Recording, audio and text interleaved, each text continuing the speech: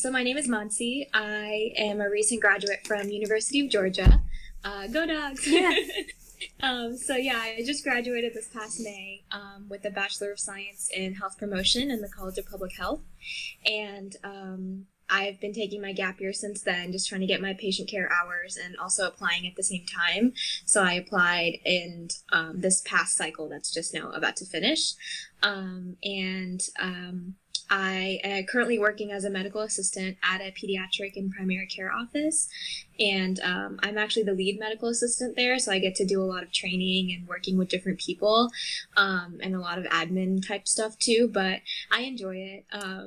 And my time there is ending soon, but granted, everything with COVID just continues. I might be working there for longer, so who knows? Yeah, we'll see. So, yeah. Okay, so I have a UGA question. Did you ever have, I don't know if he's a mister or a doctor, but D. Vartanian? No. Oh, what subject did he teach? Usually like biology or biochem. That's what I always ask when I go talk to the pre-PA club there, because he was there when I was there, and like even this last year, people were like, "Oh yeah, he still teaches," and I couldn't believe it. Oh really? Yeah, but he was always one of my favorites. I only took one health promotion class because my roommate was a health promotion major, and we wanted to take a class together. Yeah. I think it was one of the first years they offered the major, but now it seems very popular. Yeah, it's getting really, really popular, especially with public health kind of coming back up. I think a lot of people are getting more interested in it. And I got to do a lot of kind of advocacy for the major throughout my time there. Yeah. So definitely was able to kind of recruit more people in it. So yeah, it's really, really fun. I really enjoyed my time. Did you go into school as a health promotion major, or did you, like, what made you choose that over something like biology or chemistry, or... I did bio. Yeah, so I actually went into school as a biology major, just like everybody else, I guess, who was, interested in medicine and healthcare. But I actually took a sociology course, which was part of the, different requirements for the biology major. And in the sociology course, there was a section about medical sociology, and we focused mainly on public health during that time. And even though it was only like 2 weeks that we spent, kind of covering that whole topic, I became super interested in public health that way. And I'd never really heard of public health as a career. I just kind of knew as a concept, but kind of did more research, and I actually found out I didn't even know that UGA had a school of public health because it was so small. But yeah, that kind of convinced me to change my major because of how interested I was in it. And I knew it wasn't really normal to be so interested in something, so I was like, okay, maybe I should probably change my major, explore a little bit more into that. So yeah, I changed my major going into sophomore year of college. So I spent 3 years to get into that. Yeah. Gotcha. Okay. So tell us a little bit about your application cycle and kind of what that looked like. Yeah. So I actually took my GRE in November of 2018. So that was fall of my senior year. And I actually kind of decided on the PA track between sophomore and junior year. So kind of took me a little bit of time to kind of get into the mindset of what all I needed to check off in terms of my application. So that's why I took my GRE, in senior year. But all of spring semester of senior year, I was actually doing an internship as a clinical research assistant, and it was actually pretty time consuming. So I didn't have any time to apply, which was kind of one of my biggest regrets now. So I actually applied really late, and I submitted my CASPA for my current program on July 1st, so early July, which was really stressful. So yeah, because when I finished my internship, I spent about a month and a half working on my personal statement. And I'm not new to writing because in my major we had to write a lot of different papers and projects. So because of all of that, I was a little on the faster side of getting my personal statement done, but I did have to go through several edits. So that's kind of why it took about a month and a half. But once I had that done, it took me about 2 weeks to finish kind of the CASPA transcript entry and all that stuff. So all in all, I applied early July, and I received my interview invite. I think I want to say end of October. So it definitely did take its sweet time kind of getting processed. But I received the interview invite end of October and interviewed in mid-November. So November 16th, I want to say, was my interview, and I was accepted 10 days later. So, ever since then, I've kind of just been a little relieved, I want to say, but definitely, I want to say, most of summer, 3-4 months, I was just peak stress level, wanting to get all of my essays done and, submit everything in time because I knew I was already kind of on the later end of that. So, yeah. Yeah, well, it's stressful. That's it. I was just doing a talk about CASPA, and it's hard to explain, but it's a lot. It's tedious. Yeah, and it took me a while to kind of get oriented to CASPA itself. So that itself was a kind of a thing for me to learn. And once I learned that, it was, just a matter of getting it done. So. Gotcha. So, how many schools did you apply to? So I applied to 22. Oh, wow. That's a lot. Yeah, so I actually applied to a lot against everyone else's advice. I looked up all of your blog posts and everything too. And I think my main issue was because I was applying so late, I wanted to kind of make sure that I really didn't want to apply twice. That was my main thing. So I was, just wanting to get it done in one cycle. So that's kind of why I applied to a lot. And so I applied to 22 schools, and that's, another reason as to why my application period was so stressful, because of all the supplementals I was filling out. It was a lot. But luckily, my job, when I started getting interviews, I was, the physician I work for, she's super, super supportive and, let me take off as many days as I wanted for interviews. So I was offered 11 interviews, to which I didn't go to, let's see, okay, I have it written down just because I go. That's a lot. So I was offered 11. I declined 3 of them. And out of the ones that I went to, I was accepted to 5 programs. So I did have, quite an eventful interview season. I was definitely very busy. But I genuinely enjoyed interviews so much more than the actual application part. So I want to say it was actually probably the most enjoyable part of my application cycle. So I loved, getting to meet new people and talking to different program faculty. So yeah. No, I love that you say that, because I loved interviews too, which I think is kind of weird, but yeah, I thought they were actually really fun. So I'm like right there with you. Well, that's impressive. Sorry? Yeah, I definitely was not expecting that at all when I applied, because that's the main reason I applied to so many, because I was expecting to maybe get responses from like 3 if I was lucky. So I was pleasantly surprised. Oh my gosh, yeah, that is so impressive. Okay, so then you were in the fortunate spot of getting to decide on a program. So yeah, what were you looking for? There's lots of things there. So like, did you go to any interviews and feel like, I probably don't want to go there, or feel just like you knew instantly? What did you kind of use to decide? So kind of the main thing I used during my interviews was kind of the feel of the school. So I know my very first interview, I was a nervous wreck. So I wasn't really paying attention to anything other than my own performance and how I thought I did.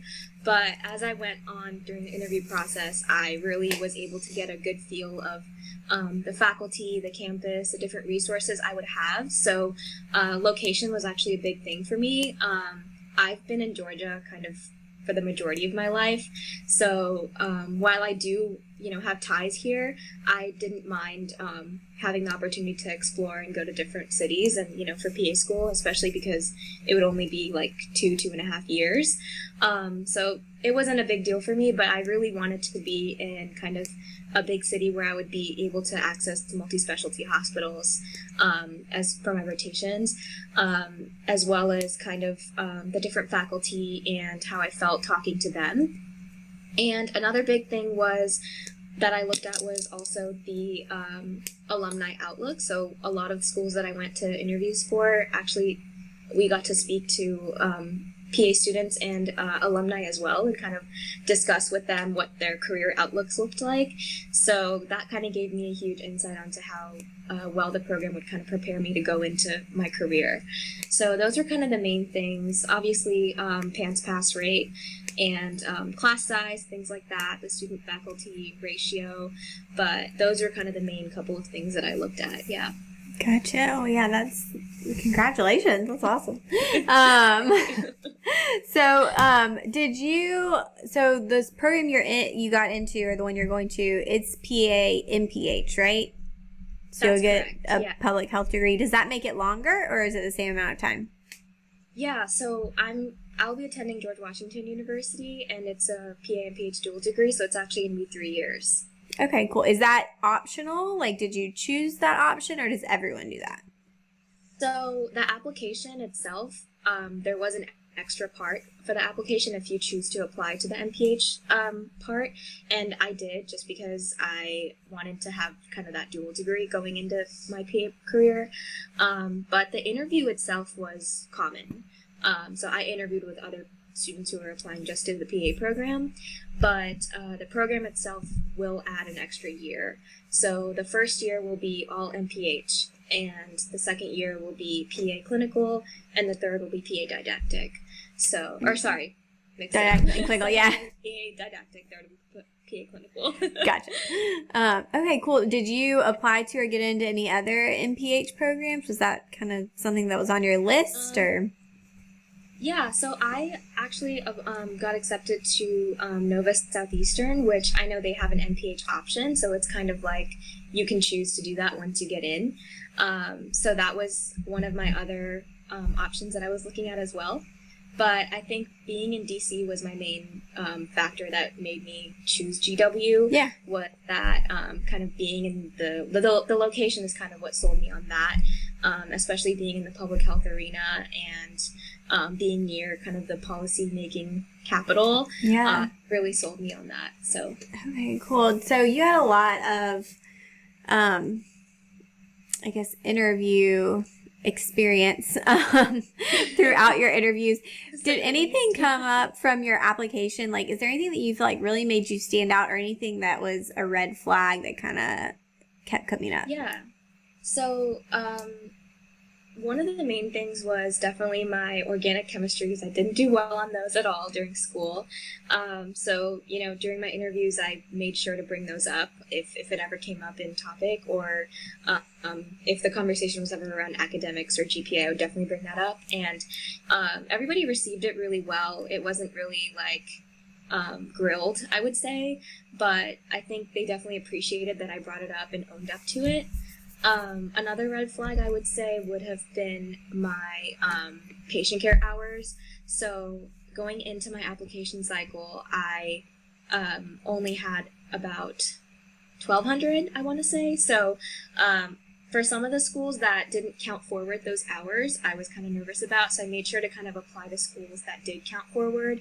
And if a school had a certain cap, I just wouldn't apply to those, especially some of my reach schools that had accepted student, the ratio would be, the number of hours would be upwards of 4,000 or 5,000. So, yeah, definitely did filter that. And that was kind of, for me, it was a red flag just because I didn't feel like I was strong in that aspect.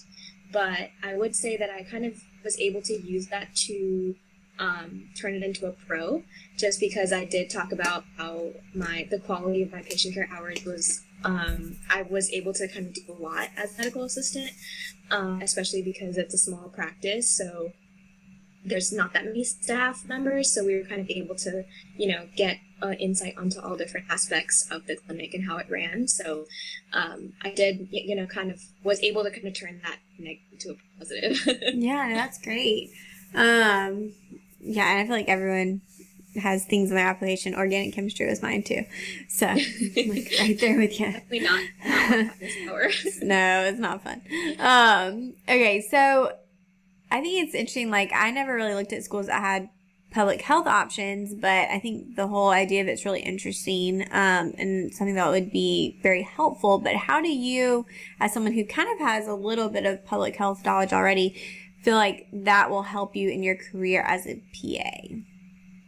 Yeah, so I want to say my undergrad major really gave me the background that I needed in order to go into clinical medicine and kind of look at the different things that make a patient, kind of look at a patient more holistically in that aspect. So that definitely was one of the reasons why I was interested in getting my MPH in general. But I want to say the reason why I chose to do MPH in general was that I really want to be able to push my scope of practice as a PA once I go into the career. I have a lot of different interests. So I do want to maybe pursue research in the future, or be in hospital leadership, or depending on how things go, maybe even form a public health program, the specific target population that I have in mind. So I felt that having the public health master's degree would kind of help me be able to achieve those things.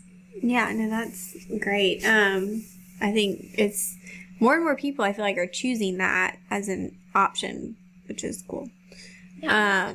And more programs are offering it. So let's talk a little bit about how you'll be moving from Georgia to DC at some unknown time with all this stuff going on. But is there anything you've done to prepare for that, as far as like how do you plan that? How do you plan a move that is, you're gonna be far away, you've got to get everything in order? What steps have you taken?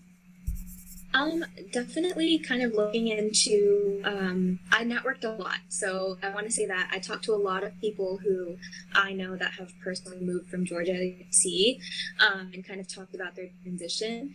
And I actually reached out. I got really lucky, and there was a girl who was older than me in my program, and she's also from UGA. Oh, nice. So it was very similar, our journeys, and she's a year ahead of me. So I was able to kind of connect with her, and she kind of walked me through on the different nuances of what life in DC is like. Definitely, I think cost of living is a big thing, because I know DC is an expensive city, so that was a huge adjustment for her.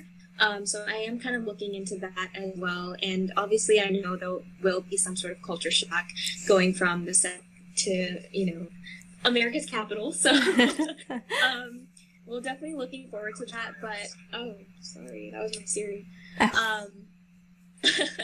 And so I think definitely it's going to be a culture shock, but I think I'm ready for it, especially because I've lived here for a time. So I definitely want to get that exposure by living somewhere else. And in terms of kind of preparing to actually move up there, I've connected with people from my program to kind of make my circle a little bit smaller and a little more familiar. So, and I've actually found a roommate as well. So I'm hopefully, going to start looking into those things and making those social connections as well, which I think will make the move a lot easier. Yeah, that's exciting. I love DC. Yeah. I'm super excited. Yeah.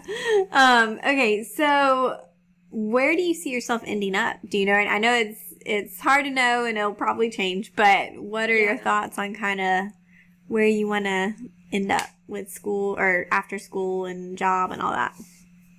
I know it's hard to say right now, and I do want to keep my options open, definitely.